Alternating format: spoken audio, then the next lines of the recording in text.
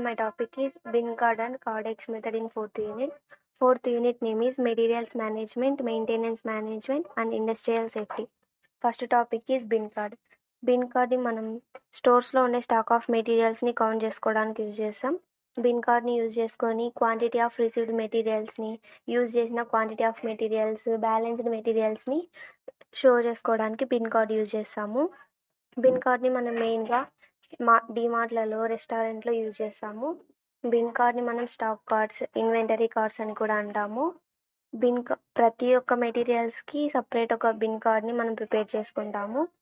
Bin కార్డ్ని మనం ర్యాక్స్లో, shelf, room and కంటైనర్లో ప్లేస్ చేస్తాము. మనం ఎక్కడైతే గూడ్స్ని ఉంచుతామో అక్కడ బిన్ కార్డ్ని ప్లేస్ చేసుకోవచ్చు.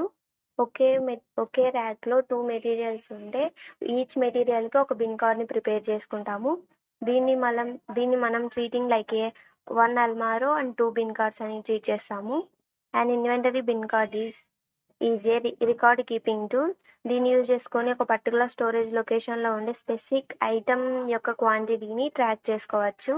బిన్ కార్డ్లో మనకి material code, material description, location, unity of measurement, maximum level, minimum level and reorder level అని ఉంటాయి. మెటీరియల్ కోడ్ వచ్చేసి ఈచ్ మెటీరియల్కి మనకు ఒక సపరేట్ మెటీరియల్ కోడ్ అనేది ప్రొవైడ్ చేస్తారు. దాన్ని ఇక్కడ మనం ప్లేస్ చేస్తాము. అండ్ మెటీరియల్ డిస్క్రిప్షన్ అంటే మనం తీసుకున్న మెటీరియల్ ఏ మెటీరియల్, దాని గురించి కొంచెం డిస్క్రిప్షన్ ఇక్కడ ప్లేస్ చేస్తాము. లొకేషన్ వచ్చేసి మనం ఎక్కడి నుంచి మెటీరియల్స్ని తీసుకుంటున్నామని లొకేషన్ మెన్షన్ చేస్తాము.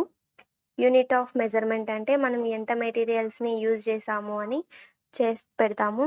మ్యాక్సిమం లెవెల్ అంటే ఎంత హై లెవెల్ ఉంటుంది, ఎంత హై లెవెల్లో మెటీరియల్స్ ఉన్నాయని చూసుకోవాలి. మినిమం లెవెల్ వచ్చేసి ఎంత లో లెవెల్లో మెటీరియల్స్ ఉన్నాయో చూసుకోవాలి.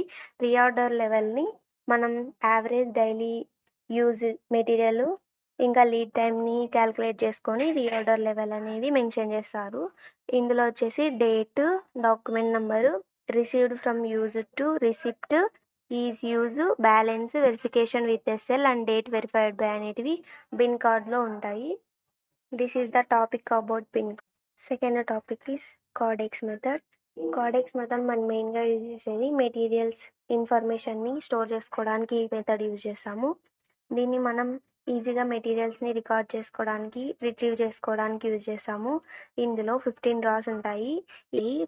ఈచ్ డ్రా 16 ఇండివిజువల్ కార్డెక్స్ కార్డ్స్ని కలిగి ఉంటాయి. ఇందులో 900 మెటీరియల్స్ ఇన్ఫర్మేషన్ని స్టోర్ చేసుకునే కెపాసిటీ ఉంటుంది.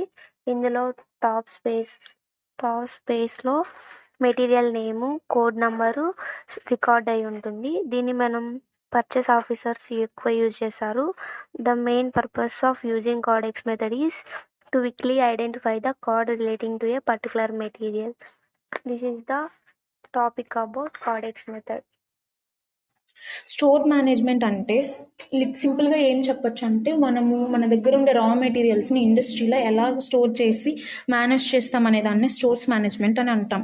ఇండస్ట్రీస్లో major portion of the investment అనేది రా మెటీరియల్స్ మీద పెడతారు కాబట్టి వాటిని మేనేజ్మెంట్ చేయడం చాలా ఇంపార్టెంట్. ఇప్పుడు ఎఫిషియెంట్గా, ఎకనామిక్గా యూటిలైజేషన్ చేసుకోవాలంటే స్టోర్స్ మేనేజ్మెంట్ అనే దాన్ని చాలా ఇంపార్టెంట్గా తీసుకోవాలి. ఈ efficient and economic utilization of materials అనేటివి చేయడం వల్ల ఏమవుతాయంటే ఈ స్టోర్స్ మేనేజ్మెంట్లో లాట్ ఆఫ్ మనీ అనేది సేవ్ అవుతుంది. అండ్ సిస్టమిక్ స్టోరింగ్ వల్ల మనము చాలా వరకు వేస్టేజ్ ఆఫ్ మెటీరియల్స్ని, థెఫ్ట్ని అవాయిడ్ చేయొచ్చు. అలాగే scientific and systemic method of store keeping చేయడం వల్ల మనం మెటీరియల్ కాస్ట్ని రెడ్యూస్ చేయొచ్చు అండ్ ఓవర్ హీట్స్ని కూడా మనం రెడ్యూస్ చేయొచ్చు.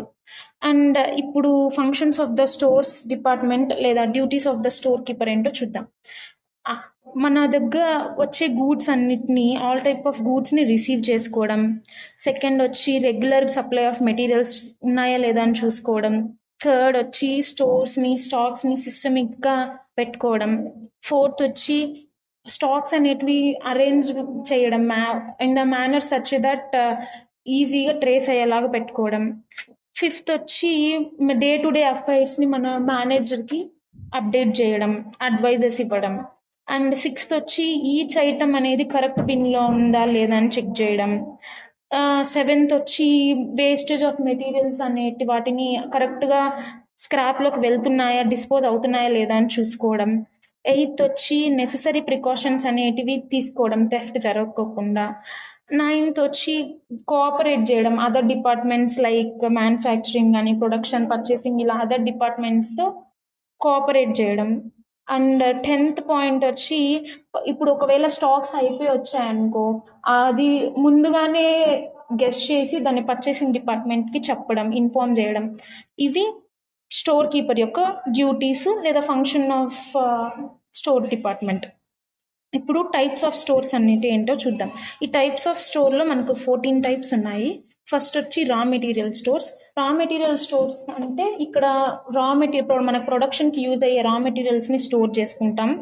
ఇవి ప్లేసెస్ ఎట్లుంటాయంటే ఓపెన్ యార్డ్స్ కానీ లేదంటే రూఫ్డ్ స్ట్రక్చర్స్ వితౌట్ వాల్స్ ఇలాంటి ప్లేసెస్లో మనం రా మెటీరియల్స్ని స్టోర్ చేసుకుంటాం. ఇన్ఫ్లేమబుల్ స్టోర్స్ అంటే like inflammable materials like gas, oil, petrol, diesel ఇలాంటి మెటీరియల్స్ ఎక్స్ప్లోషన్ అవుతాయి కాబట్టి ఇలాంటిని ఐసోలేటెడ్ ప్లేసెస్లో పెట్టాలి. సో అలాంటి వాటి కోసం ఇన్ఫ్లేమబుల్ స్టోర్స్ని యూజ్ చేస్తాము. Production stores third one. ఈ ప్రొడక్షన్ స్టోర్స్ అనేది ప్రైమరీ ప్రొడ్యూస్ లైక్ మోస్ట్గా బల్క్గా ఉండే క్వాంటిటీస్, లార్జ్ క్వాంటిటీస్ ఇలాంటి వాటిని స్టోర్ చేసుకునేదాన్ని ప్రొడక్షన్ స్టోర్స్ అంటాము.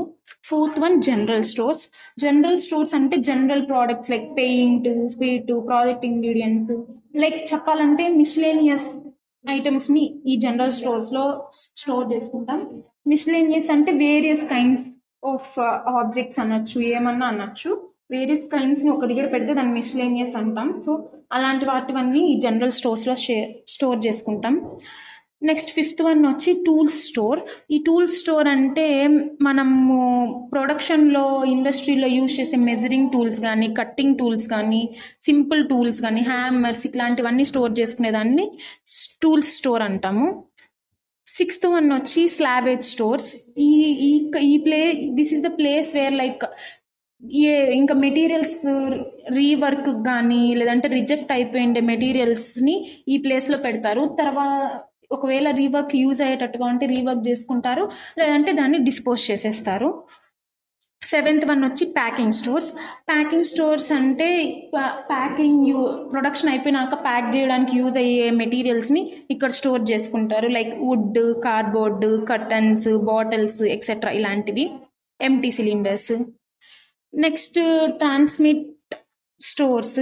ఈ ట్రాన్స్మిట్ స్టోర్స్ అంటే ఒక ప్రోడక్ట్ ప్రొడక్షన్ అయిపోయి వాటిని డిపార్ట్మెంటల్ స్టోర్స్కి పంపించే ముందు వాటి క్వాలిటీని ఇన్స్పెక్ట్ చేయడానికి అండ్ వాటి గుడ్గా ఉన్నాయా లేదా ప్రోడక్ట్ అనేది టెస్ట్ చేయడానికి ఈ ట్రాన్స్మిట్ స్టోర్స్లో పెడతారు.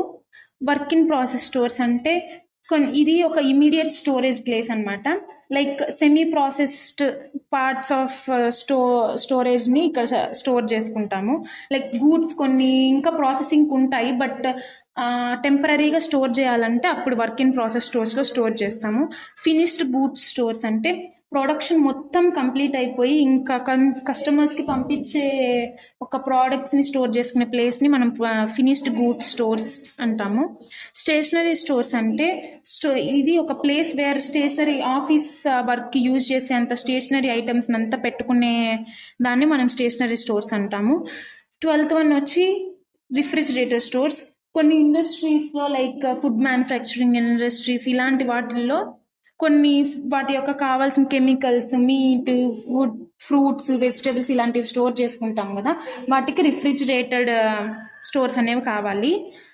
అండ్ 13th వన్ వచ్చి hazardous nature of material stores అంటే కొన్ని ఉంటాయి కదా like fire prone items materials అనేవి ఉంటాయి కదా లైక్ ఆయిల్, పెయింట్స్, యాసిడ్స్ ఇలాంటి ఐటమ్స్ అనేటివి కొంచెం ప్రోన్ జోన్లో పెట్టాలి కాబట్టి వాటికి ప్రొటెక్షన్ ఇవ్వాలి కాబట్టి వీటిని తనిగా ఈ ప్లేస్లో పెడతారు. ఇంకా లాస్ట్ వన్ 14th వన్ వచ్చి సైట్ స్టోర్స్. సైట్ స్టోర్స్ అంటే మన యొక్క స్టోర్ని బిల్డ్ చేయడానికి, కన్స్ట్రక్ట్ చేయడానికి యూజ్ చేసే మెటీరియల్స్ని like cement, steel, tools etcetera ఇలాంటివి యూజ్ చేస్తాం కదా లార్జ్ కన్స్ట్రక్షన్స్ వచ్చినప్పుడు, లార్జ్ కన్స్ట్రక్షన్స్ కానీ ప్రాజెక్ట్స్ కానీ వచ్చినప్పుడు. సో అలాంటి మెటీరియల్స్ని ఈ సైట్ స్టోర్స్లో స్టోర్ చేసుకుంటాము. And this is all about stores management.